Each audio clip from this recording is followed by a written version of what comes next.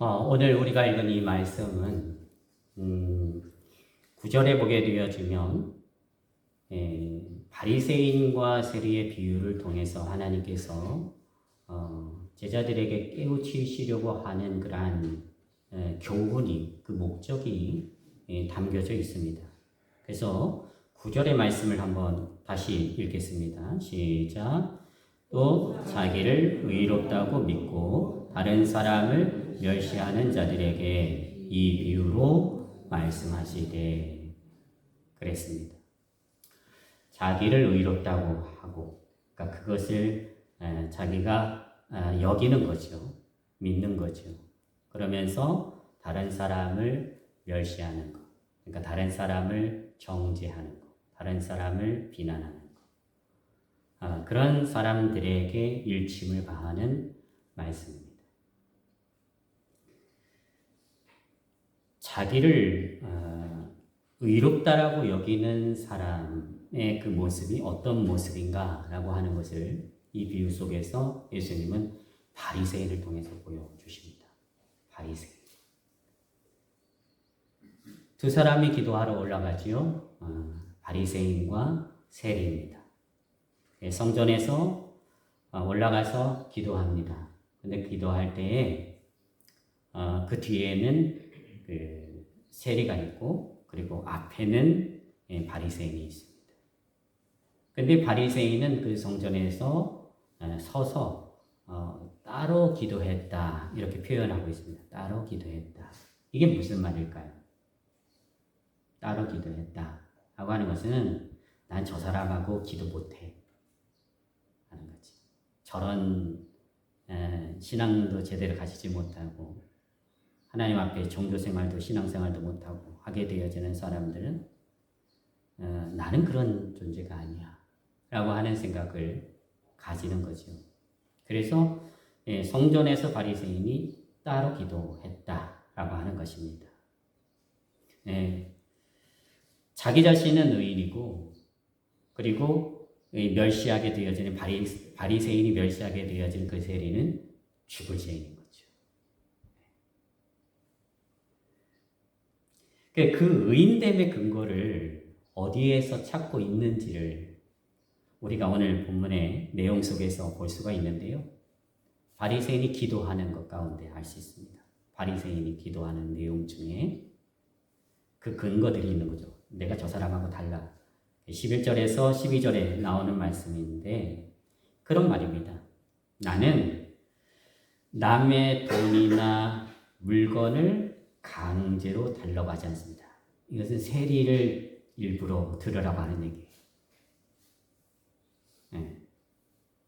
세리를 향해서 하나님 앞에 기도한다고 하면서 지금 무슨 말을 하냐면 자기는 세리에게 너는 그런 남의 것을 함부로 빼앗고 강제로 빼앗는 그런 존재야 라고 멸시하는 거죠. 또 나는 불의를 행하지 않았습니다. 그러니까 내가 어떤 하나님 앞에 불의라고 하는 것들이 하나님 앞에서 내가 의롭지 못한 것들 아니겠습니까? 하나님 앞에서 내가 의롭지 못한 행동들, 삶들, 그러니까 그런 것에서 나는 자유하다라고 하는 거지. 그러니까 따로 서서 기도합니다. 세리와 따로 서서. 그리고 그 가운데서 나는 간음을 하지 않았습니다. 이런 고백들은 사실 그냥 하는 고백들이 아니고요. 허풍이 아니라는 이 말이에요. 그 말이죠. 그러니까 분명히 이 바리새인의 삶 속에서 구체적으로 증거되어질 수 있었던 삶의 간증일 것이고 내용일 겁니다. 나는 불의도 행하지 않았고, 내가 생각하기에 나는 불의도 행하지 않았고, 남의 것을 뺏지도 않았고, 간음도 하지 않았어. 근데 문제는 뭐냐 하면 그 모든 행위들을 통해서 결국 누구 자랑하고 있느냐는 거죠. 누구를 나타내고 있는 것입니까? 하나님을 나타내고 있는 것입니까? 주님을 나타내고 있는 것입니까? 아니죠. 자기 자랑하는 거예요. 우리는 이런 바리새인의 기도를 경계해야 합니다. 하나님 앞에 기도한다고 하면서 나 자신의 어떤 의의를 드러내거나 또는 다른 사람을 멸시하거나 정죄하거나 하게 되어지는 그런 기도가 되어지지 않아야 한다라고 하는 거죠. 우리가 특별히 이 합심 기도를 할 때, 또 대표 기도를 할 때, 그 드리는 기도에 있어서 이 내 마음의 중심을 항상 확인해야 합니다.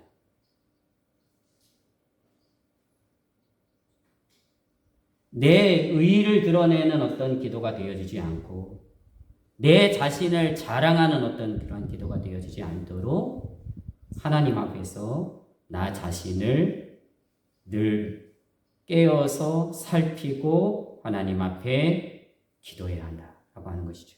그럴 때 우리는 이 바리새인이 하나님 앞에 드렸던 그러한 자기 자랑의 기도에 빠지지 않습니다.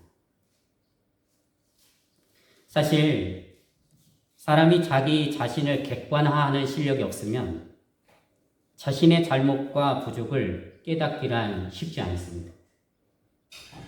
그러니까 내가 아는 게 전부가 되어지는 거죠. 그게 기준입니다. 그러니까 그 기준에서 보게 되어지는 나라고 하는 것은 결국 나는 의롭다라고 말할 수밖에 없고 판단할 수밖에 없겠죠.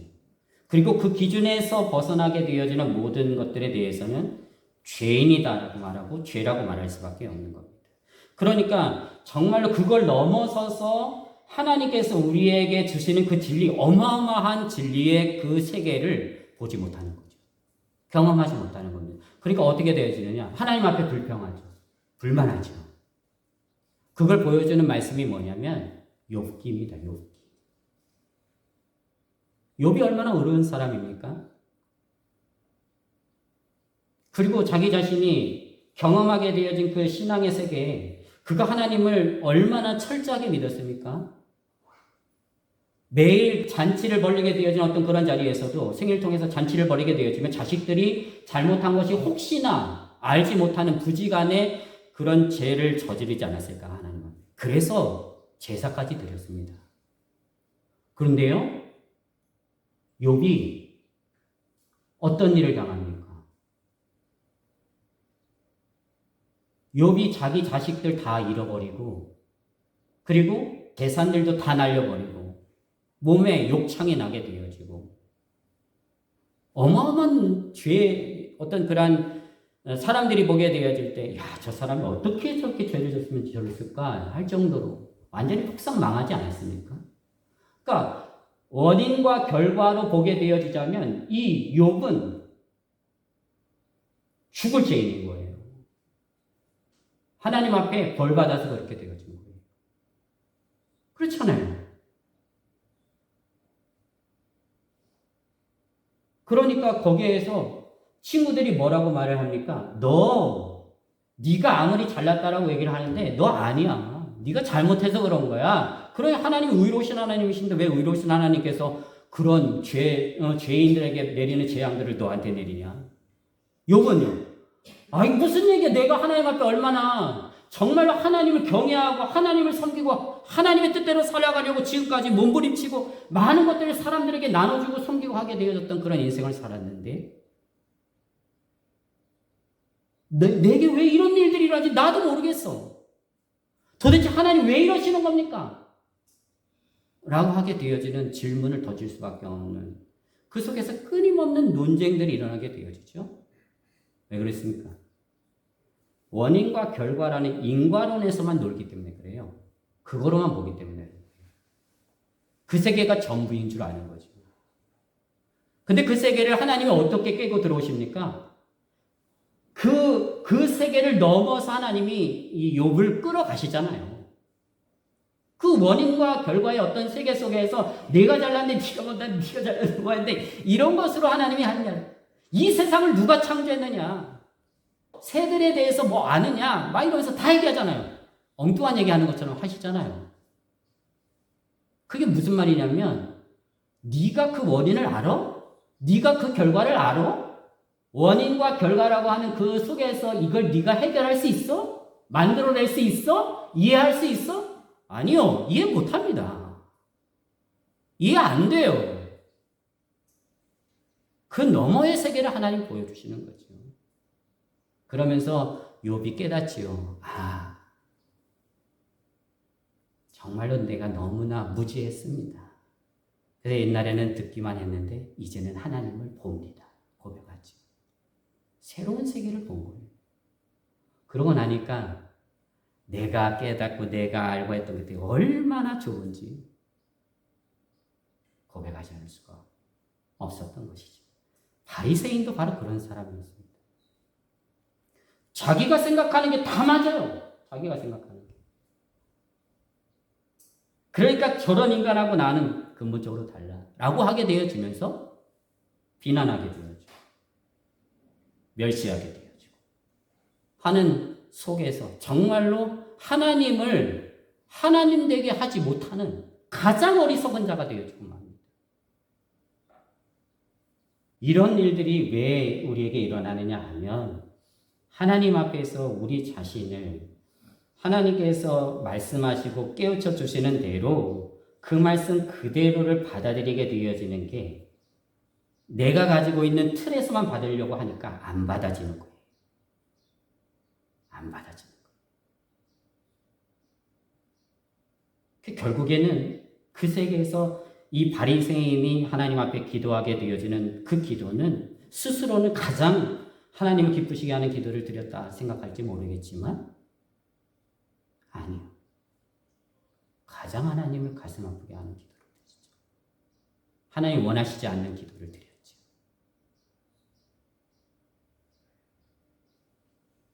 그렇기 때문에 여러분, 우리는 이런 바리새인의 기도를 드리지 않는 자가 되어야 하고요. 그리고 세리의 기도를 드릴 수 있는 사람이 되어야 합니다. 세리의 기도가 어떤 기도인데요? 자기 자신을 진짜 자각하는 기도. 하나님 앞에서 나는 죄인입니다. 나는 죄인. 거기에서부터 출발합니다.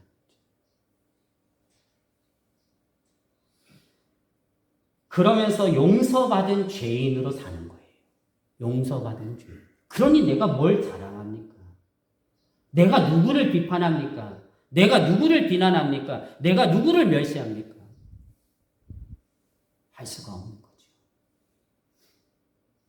그래서 하나님의 은혜를 사모하게 되어지고 그 하나님 앞에 무릎 꿇을 수밖에 없게 되어지고 기도하게 되어지면서 용서함을 그 구원함을 은혜로 받은 것에 대해서 감격하게 되어지고 그 가운데서 감사를 하게 되어지는 거죠. 그 은혜를 누린 사람이 바로 이 세리였습니다. 왜요? 예수님이 인정해 주셨잖아요.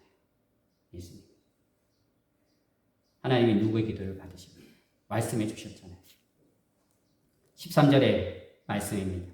세리는 멀리 서서 감히 눈을 들어 하늘을 쳐다보지도 못하고 다만 가슴을 치며 이르되 하나님이여 불쌍히 여기소서. 나는 죄인으로서이다. 이 죄인의 죄인됨을 인정한 그 기도에 하나님께서 응답하신 것이죠. 그래서 14절에 이렇게 예수님이 말씀하십니다. 내가 너희에게 이르노니 이에 저 바리새인이 아니고 이 사람이 의롭다 하심을 받고 그의 집으로 내려갔느니라. 누가 의롭다함을 받았다고요? 세리가. 누구는 아니라고요? 바리새인. 영원히 죽은 인생은 죄짐이 얼마나 무거운지를 모릅니다. 알 수가 없습니다. 하나님 앞에서 우리가 살아가게 되어지는 날들은 예수를 믿고 구원을 받게 되어지고 하나님의 자녀가 되어진 다음부터 다 선물로 주어질 겁니다. 구원에는 두 가지 측면이 있습니다. 첫 번째, 즉각적인 구원이 있습니다. 그건 뭐냐면 신분의 변화입니다. 그러니까 내가 예수를 믿습니다. 하나님의 은혜로 말미암아서 내가 복음을 듣고 예수를 믿겠습니다 라고 했을 때 예수님이 나를 위해서 십자가에 못 박혀 죽으시고 부활하심을 믿습니다. 그분이 나를 구원해 주신 것을 믿습니다 라고 내가 고백을 하게 되어지는 순간 우리는 구원받습니다. 그게 즉각적인 구원인데요. 신분의 변화입니다. 그런데 두 번째 변화가 있습니다. 두 번째 차원이 있습니다. 그게 뭐냐면 수준의 변화입니다. 수준의 변화. 그러니까 내가 예수를 믿고 구원을 받았는데 그 속에서 살아가면서 막 이게 왔다 갔다 하는 거예요. 그러니까 죄를 졌다가 안 졌다가 또 뭐 실수했다가 막 이렇게 되어지고 그러면 어떤 생각이 듭니까? 그러니까 구원을 도대체 받은 건지 안 받은 건지 뭔지 모르겠다. 왜 그렇습니까? 행위를 보기 때문에 그런 거죠. 행위를 보기 때문에. 이런 행위를 하는 내가 어떻게 그런 예수님의 자녀가 되어줄 수 있어? 구원받을 수 있어? 라고 하는 거죠. 근데 성경은 행위를 통해서 구원을 말하지 않습니다. 구원은 예수를 그리스도로 믿으면 하나님 은혜로 주시는 겁니다.